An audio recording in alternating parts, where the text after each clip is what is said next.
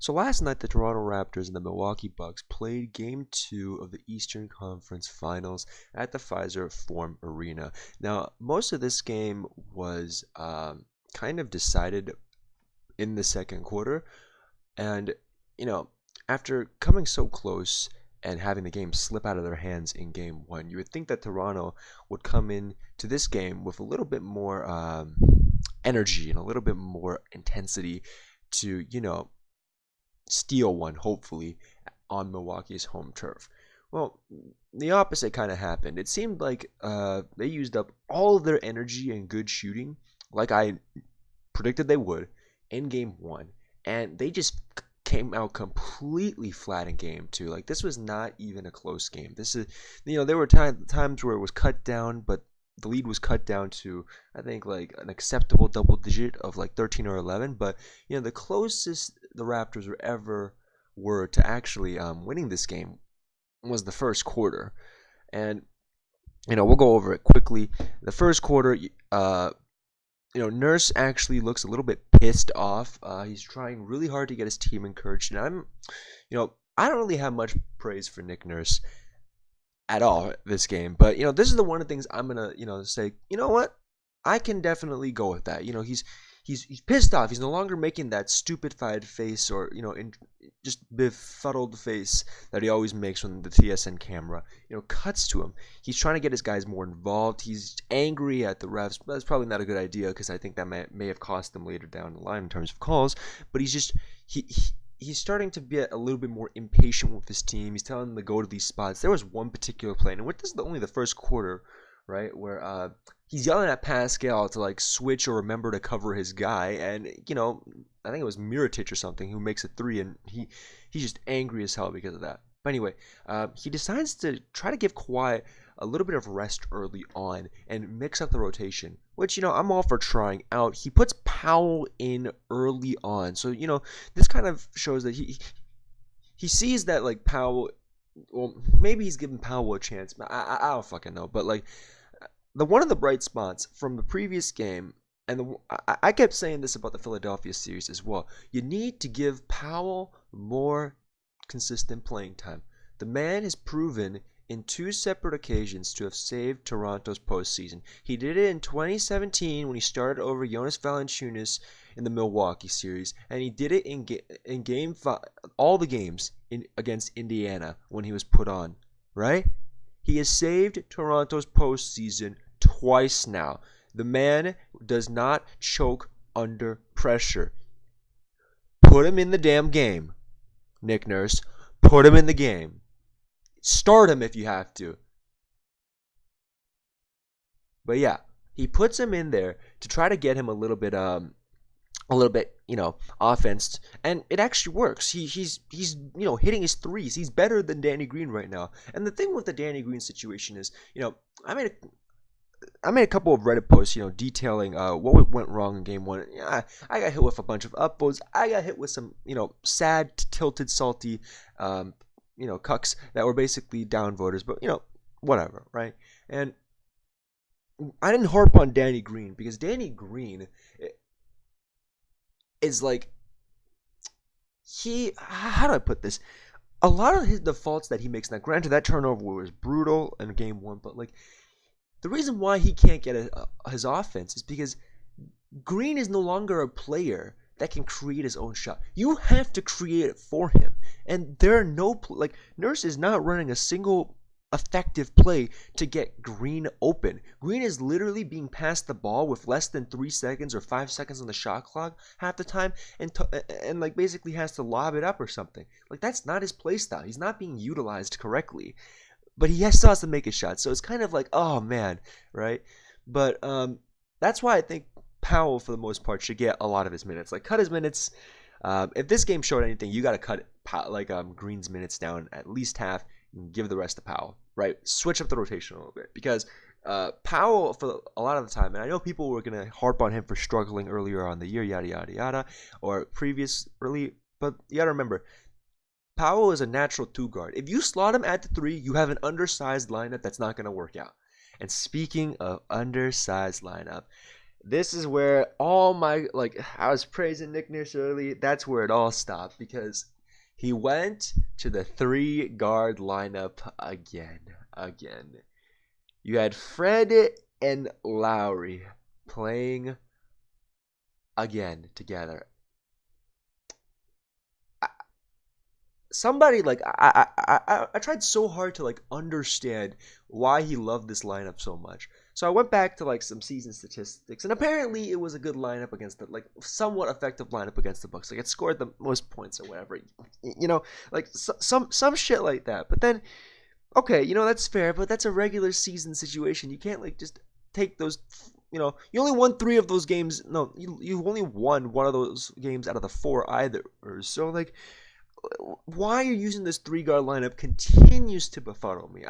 Maybe it's because Toronto is lacking the depth. Maybe it's because OG Anunoby's gone, and that's what the man. The TSM broadcast also kind of pissed me off tonight because they weren't really talking about the rotations. They weren't really talking about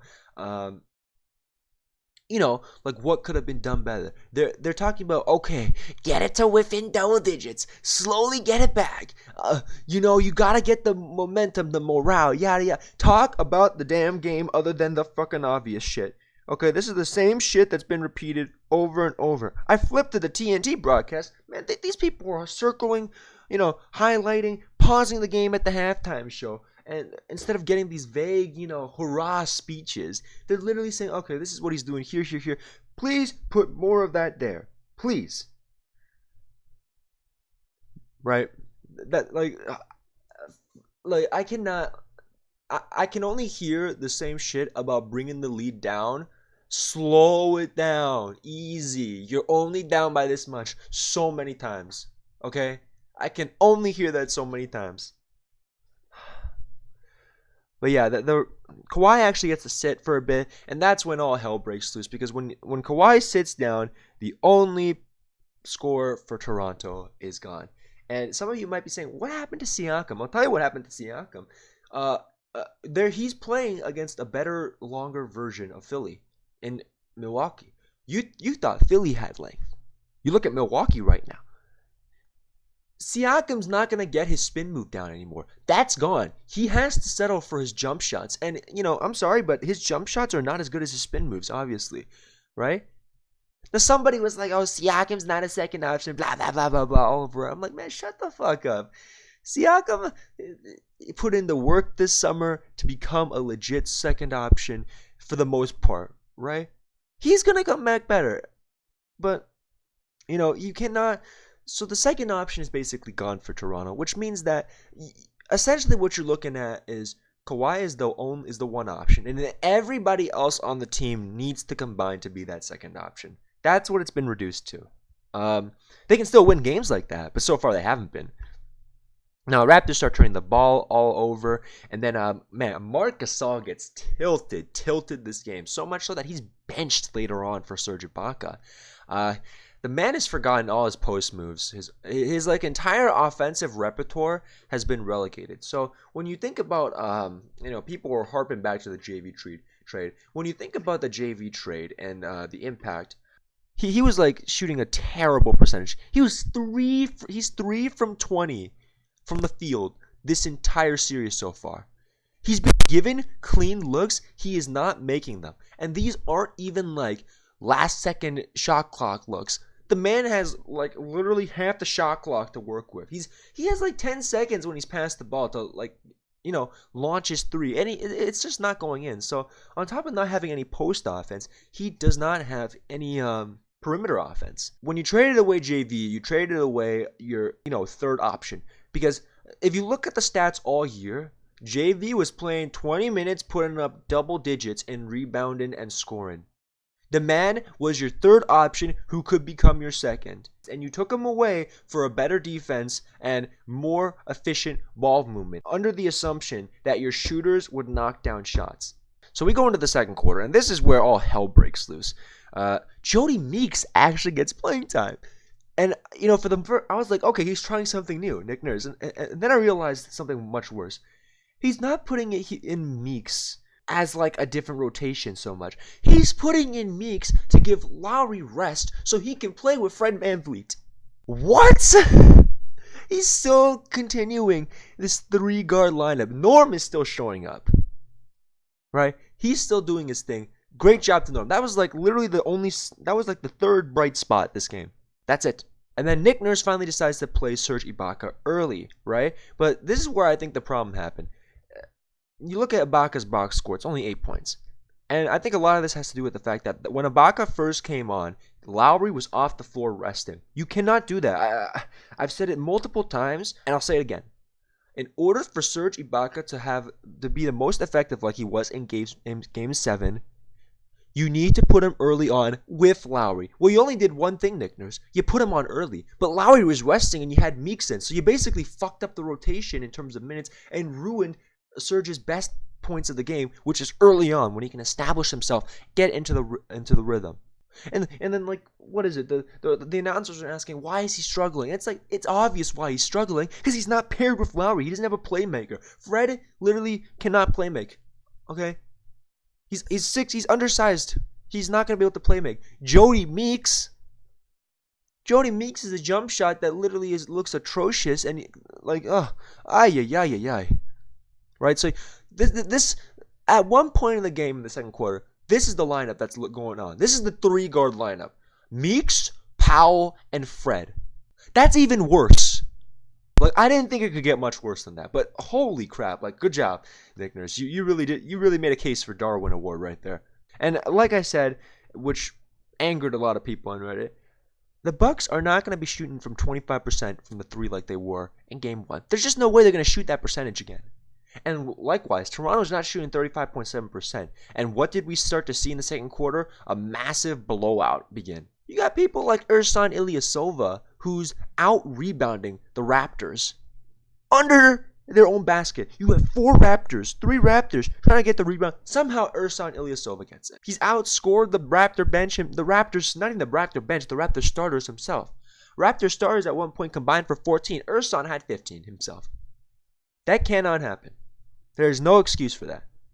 Then Ibaka has to get taken out because he plays extended minutes in the second and he's gassed. So that now the rotation's completely gone. And I personally, at this point in the second quarter, I didn't want to call it early, but I called the game. I was like, this shit's over. Like, it's just straight over. Because there's no way that rotation is going to be able to recover in time. He's not going to be able to fix the rotation in time for the game to get the most out of them. He fucked the rotation completely. Right? Siakam can't guard Giannis all the time. He actually fouled out this game. He was heavy with fouls. So was Lowry too. And Lowry, I think a lot of the reason why Lowry was taken off was because of those fouls from Meeks in particular. But yeah, this isn't looking good. Lowry gets his 4th in the second quarter, guys. So when he got his 4th, I already kind of felt the game was over. Especially when he got his 4th, I was like so tempted to just turn off the game and just be like, record a video now. But you know what? I stayed through the entire game because maybe something would change. That was not the case. Third quarter, the whole Raptors team now is fucking tilted. Siakam gets 4. Gasol is 1 of 9 at that point. Siakam gets 5 again afterwards. Now Nick Nurse is forced to slot in Ibaka, and Lowry's 0 from 5 for 3. And I told everyone, I told him he's not going to shoot. He's not going to make 7 threes again. You wasted a performance from 2016 Lowry. He's not coming back. He's gone. Fred played so many minutes this game. 24 minutes!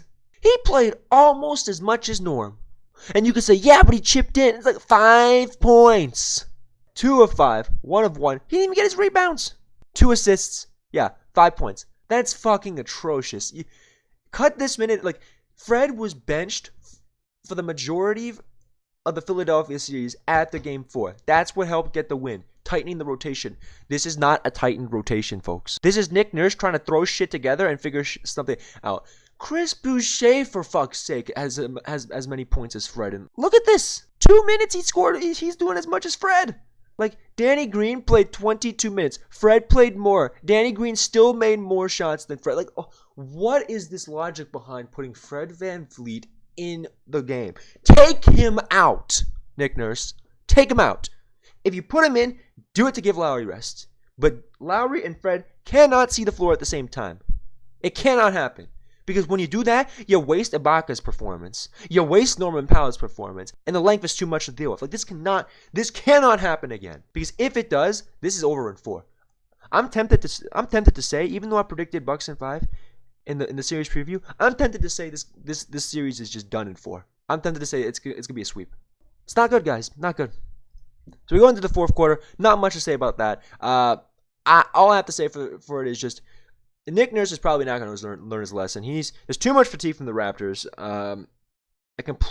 This game was over in the second, guys. I turned it off halfway through the fourth, and I just went to see John Wick 3, which, that made my night feel a lot better. I'm just gonna say that. A great movie. But yeah, 3-guard lineup was the death of the Raptors again. Fucked up rotations. Nick Nurse not learning. Gasol is gone. So we are. Oh boy, it's gonna be tough to recover from this one. So I will see you guys after Game 3.